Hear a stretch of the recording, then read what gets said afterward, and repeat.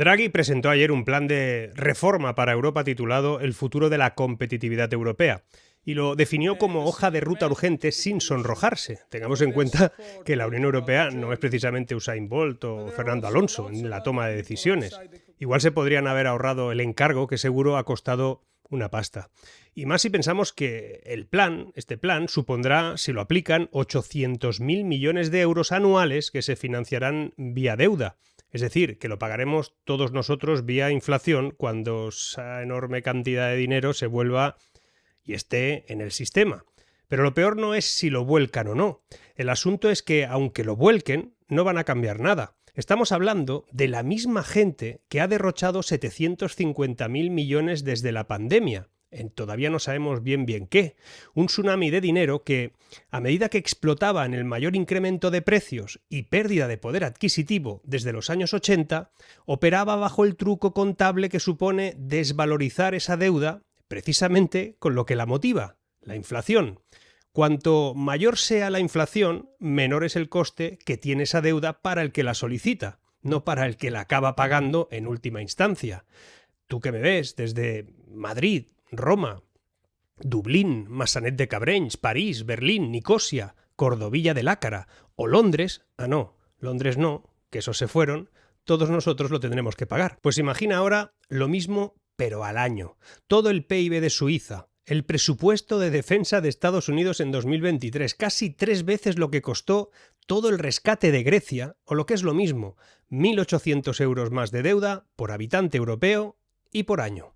Eso sería lo más preocupante, en principio, porque el resto, o ya lo sabíamos, el diagnóstico, o no se va a cumplir por incapacidad, porque las soluciones propuestas, incluso algunas de ellas que pueden ser ideas de ese plan, se le ha ocurrido a esta gente liderada por Draghi, en realidad pueden ser incluso contraproducentes en su origen. Recordemos que este hombre no es más que quien destrozó a los ahorradores del continente cuando, como presidente del Banco Central Europeo, adoptó una política de bajos tipos de interés y un extenso programa de compra de activos para combatir aquella crisis financiera, aquella crisis de deuda soberana en la eurozona. No olvidemos que fue pan para hoy y hambre para mañana, como será cualquier cosa que salga de sus cabezas. Aunque esas medidas lograron estabilizar la economía europea inicialmente, así se recuerda, prolongaron artificialmente la vida de muchas empresas y sobredimensionaron la deuda, todo fue muy poco eficiente y acabó afectando y generando parte del desastre en el que hoy estamos. Es decir, la solución la trae uno de los padres del problema, aunque cierto es también que hay más padres, o mejor dicho, más madres. Pero antes de seguir, te recuerdo que este vídeo está apadrinado por Trade Republic, el neobank líder en Europa, que tiene ya más de 5 millones de usuarios y 35.000 millones de euros en activos a lo largo de 17 países. Si buscas una inversión pasiva o quieres empezar a invertir de forma lo más sencilla posible y que sea económica, esta plataforma es ideal para ti. Con Trade Republic puedes invertir en una variedad de productos y disfrutar de una remuneración anual del 3,75% en tu saldo, sin condiciones. Además, tu inversión está asegurada hasta los 100.000 euros gracias a los fondos de garantía de depósito. Si quieres una plataforma fácil de usar, con bajas tarifas y una amplia selección de activos, pues sinceramente, Trade Republic te permite establecer objetivos financieros claros y seguir un plan de inversión adecuado, que sea estructurado y así minimizas los costos de transacción. Pero vamos al documento. Resulta que, según ha descubierto ahora este hombre, Draghi, Europa experimenta un declive económico galopante. La distancia en PIB per cápita, productividad y competencia entre la Unión Europea y Estados Unidos o China no ha hecho más que crecer y crece rápidamente. Algo que se traduce en que desde los años 50 nunca han habido en Europa tantas personas en riesgo de pobreza. Sorprende que haya tardado tanto en darse cuenta de la pérdida de nuestro principal proveedor energético, que como sabemos era Rusia, de la enorme dependencia de China, de que la revolución tecnológica y digital está liderada solo por dos lugares del mundo, Estados Unidos y el gigante asiático. Todo eso mientras Europa pues sigue rezagada haciendo una cosa que sabe hacer muy bien, regular y regular. Digamos que el mayor avance innovador que ha vivido nuestro continente en los últimos años y que se ha aplicado es esto. el taponcito este que no se suelta. Este es el mayor avance en innovación y regulación que nos ha implementado esta gente. Draghi asegura en ese folleto de 66 páginas, que me he leído de punta a punta, digamos que alguien tenía que hacerlo, asegura que Europa se encuentra en una encrucijada económica crítica y se enfrenta a desafíos sin precedentes que cuestionan, dice él, los cimientos mismos de su crecimiento económico y de su estabilidad geopolítica. La disminución de la estabilidad geopolítica y las vulnerabilidades expuestas por la dependencia energética rusa, en este caso, combinadas con un cambio tecnológico acelerado, pues al final lo que han puesto a prueba es la resistencia y la capacidad de adaptación que tiene la propia Unión Europea. La necesidad de una transformación económica profunda, pues es realmente más urgente que nunca. Así lo pienso y lo he dicho muchas veces, algo que parece razonable. Históricamente, el crecimiento económico europeo se ha beneficiado de la expansión del comercio mundial y de un aumento de la población activa. Sin embargo, estos factores ya no son una garantía, por lo menos en el futuro. El comercio mundial está desacelerándose y se espera además que la población activa de Europa se reduzca aproximadamente en unos 2 millones de trabajadores anuales hasta 2040. Esta reducción en la fuerza laboral lo que hace es subrayar la necesidad crítica de aumentar la productividad para mantener y aún más para impulsar el crecimiento económico de todo el continente. Y ya verás cómo te dirán que faltan inmigrantes. Pero eso es otro tema que no se trata en el documento, por cierto, y yo no lo voy a tratar ahora. En ese contexto, este hombre no tiene en cuenta uno de los conceptos económicos más relevantes para entender la situación europea actual, que es la productividad multifactorial. Es un concepto que mide la eficiencia con la que se combinan capital y trabajo, incluyendo tecnología, para producir bienes y servicios. Si bien la productividad del trabajo depende del número de trabajadores y de su eficiencia, pues la productividad multifactorial abarca la innovación, la tecnología y la mejora de procesos con elementos donde Europa ahora mismo se ha suicidado.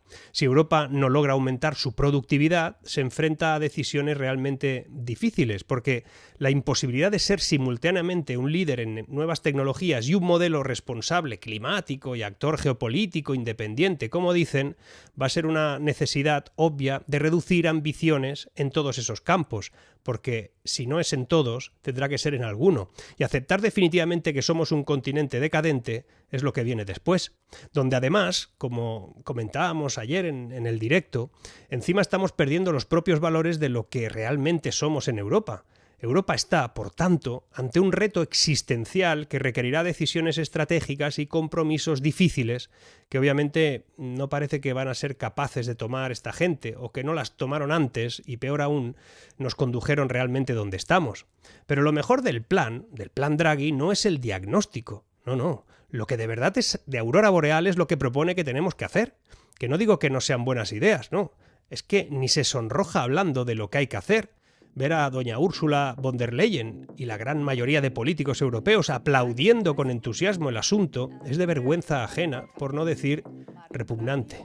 Tecnócratas incapaces de ordenar un dominó por sí solos, burócratas que no han trabajado en el mundo real ni un minuto de su vida, son los que tomaron decisiones de espaldas a la lógica en base a sus criterios woke, posmodernos, superchulis y ambientalistas. Y ahora son los que deberán de asumir la transformación de Europa como si no hubiera pasado nada.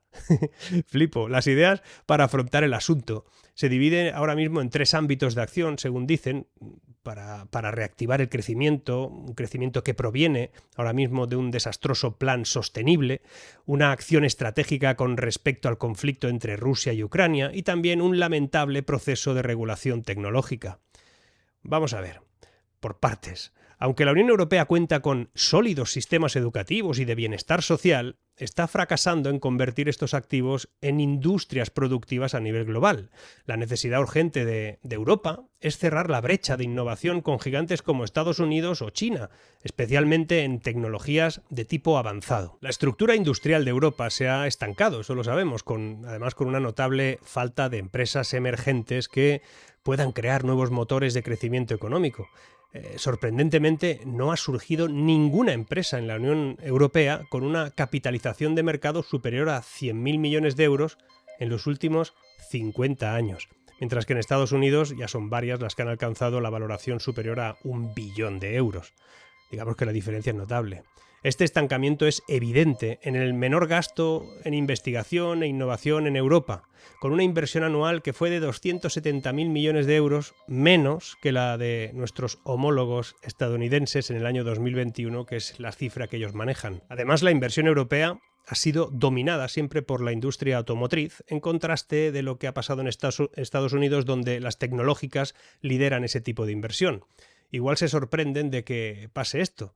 ¿Por qué va a innovar una empresa europea si va a tener que lidiar con funcionarios incapaces de entender lo que les van a explicar y a cambio solo le van a imponer regulaciones, tasas, sanciones? Europa no carece de ideas o ambición. Lo que le falta a Europa es la capacidad de convertir esa innovación en productos que se puedan comercializar. La innovación solo es innovación si el mercado lo acepta. Y aquí se insiste en innovaciones que el mercado no las quiere. A menos que le des subvenciones, claro.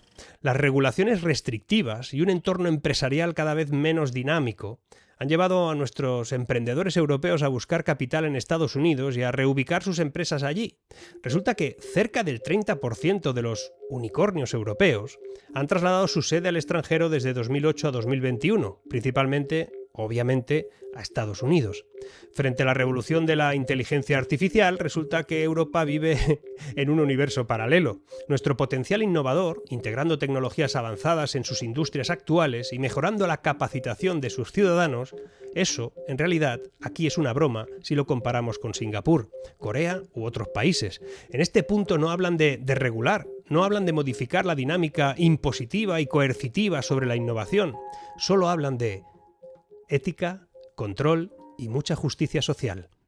La brillante idea de legislar la inteligencia artificial que lideró nuestro país a través de la Secretaría de Estado de la Cosa ha resultado ser un fiasco monumental. Europa no está. Europa espera que otros fabriquen o innoven y luego ya si eso, lo regulamos. El otro factor que proponen cambiar en el informe Draghi es el que tiene que ver con la descarbonización y por eso quieren equilibrar sus ambiciosos objetivos climáticos con la necesidad de mantener la competitividad económica. Los elevados costos de energía, que en el caso de la electricidad son hasta 3 veces superiores a los de Estados Unidos y en el gas natural 4 o 5 veces más, representan un muro significativo para las empresas europeas. No dicen el motivo, pero todos lo sabemos. Mientras los combustibles fósiles continúan influyendo en los precios energéticos, la falta de un plan efectivo para trasladar los beneficios de esa descarbonización a los usuarios finales, de momento está siendo un desastre económico. Como no se puede hablar de energía nuclear porque Alemania no quiere, pues eso, a descarbonizar. Es cierto que Europa produce más del 20% de las tecnologías limpias y sostenibles globales, no digo que no. Sin embargo, China, cuya combinación de políticas industriales ya de modo avanzado, subvenciones, innovación rápida y control de materias primas, poco a poco nos van pasando la mano también en eso de las tecnologías limpias y, como no, en vehículos eléctricos, por mucho arancel que pongamos. Este escenario coloca a Europa en un dilema. Depender cada vez más de importaciones chinas podría ser la ruta más eficiente y económica para alcanzar nuestras metas de descarbonización, pero al mismo tiempo eso podría socavar las industrias europeas de tecnología limpia y automoción, que obviamente, según ellos, según el plan, son vitales para la economía. Adivina qué harán. Bueno, el tercer punto es el de las tensiones geopolíticas. Nada de deuda, obvio porque van a tirar de ella. No hablan de inflación, obvio porque van a estimularla. Y no hablan de presión migratoria, obvio porque creen que eso da alas a movimientos populistas, citando sus propias palabras. Actualmente Europa depende en gran medida de un número limitado de proveedores extranjeros, sobre todo para materias primas esenciales, para la tecnología digital. Hay entre un 75 y un 90% de la capacidad mundial de fabricación de obleas de chips ubicadas ahora mismo en Asia. Eso no fue siempre así. Hubo un tiempo que Europa producía casi el 40% de este elemento esencial en nuestro mundo. De ahí que es fundamental dejarse de planes, de reflexiones y hojas de ruta y que se aplique más apoyo a este tipo de industrias directamente. Menos baterías y más semiconductores. Algo que, por cierto, no se pone en marcha en un fin de semana. Una fábrica de este tipo de materiales requiere años para funcionar de manera eficiente. Además, como en Europa no se puede tocar ni una piedra, no sea que debajo haya una colonia de topillos a la que se debe proteger, pues ahí estamos. Tenemos tierras raras, materiales esenciales para proveer industrias, pero, queridos amigos, no las podemos tocar, no las podemos explotar y, como es lógico, este tipo de fabricantes lo que hacen al final es buscar donde no sea un conflicto extraerlo. Y es que las políticas industriales de los Estados miembros de la Unión Europea, aunque en aumento, no logran el impacto deseado debido a la coordinación insuficiente. Este problema, además, es evidente en áreas como la innovación, donde las normativas se suman las unas a las otras, son adicionales, impuestas además particularmente caras para las pymes, especialmente en el sector digital, y a pesar de que los hogares europeos pues son capaces de ahorrar más que nuestros homólogos estadounidenses, la riqueza en Europa solo ha crecido 1/3 desde 2009, lo que refleja obviamente una ineficiencia en la capitalización de esos ahorros a nivel continental. El motivo es el que van a poner en marcha por enésima vez, ya veréis, es un bucle criminal. La deuda. Fíjate cómo está montado el asunto. A pesar de que el sector público de la Unión Europea gasta en I+D una cantidad similar a la de Estados Unidos como porcentaje del PIB, el resultado es una 1/10 parte que la americana. Además, la estructura de toma de decisiones en Europa no ha evolucionado nada para responder adecuadamente a un entorno global cada vez más complejo. El proceso legislativo europeo, con un tiempo medio, atento, de 19 meses para aprobar nuevas leyes, y la toma de decisiones asunto por asunto con múltiples vetos, ha generado una dilación que debilita el crecimiento europeo y el consenso europeo. Todo esto que te he contado lo puedes ver en vídeos que subí aquí hace años, o en artículos que he escrito a lo largo también de décadas, de 2 décadas por lo menos. No es nada nuevo. Incluso las soluciones que se aportan ya las hemos discutido aquí. Lo peor es que para esta gente esto es como un estímulo, hablan de esto como una novedad, algo de lo que hay que enorgullecerse. De verdad que es tremendo lo de esta peña. En resumen, o Draghi no ha estado presente en las grandes discusiones políticas europeas, o lo que allí se decide a él le da igual y suelta lo que tenía que soltar porque lo tenía en una carpeta de su ordenador. No parece darse cuenta de que Europa es el único lugar del mundo donde se regula el desarrollo de la inteligencia artificial, el único lugar del mundo que ha creado leyes contrarias a su principal motor económico. Hablo de los motores a combustión, por ejemplo. Y es el único lugar del mundo que pretende conquistar un nuevo futuro y corregir la deriva del continente con los mismos que lo han llevado precisamente ahí, donde está. Dudo totalmente de este documento y de este plan, de verdad. Europa decidió empobrecerse en nombre de una hipotética modernidad y una hipotética sostenibilidad. Decidió empobrecerse bajo principios éticos y morales y se planteó hacerlo rápido porque así se distribuía la riqueza entre todos. Pero lo que hemos estado repartiendo últimamente es la pobreza, no la riqueza. Algo que sale bastante más caro, por cierto. ¿Conoces la teoría de las botas de Vimes? En su libro Hombres de Armas, Pratchett habla de lo caro que sale ser pobre. La narración explica que unas botas de baja calidad, adquiridas por su bajo precio, que deben ser reemplazadas con frecuencia, al final resultan en un gasto acumulado mayor que si se hubiese realizado una inversión inicial en un producto de mayor calidad. Este principio, en realidad, enlaza con el modo en el que se gobierna Europa y los países que la conforman.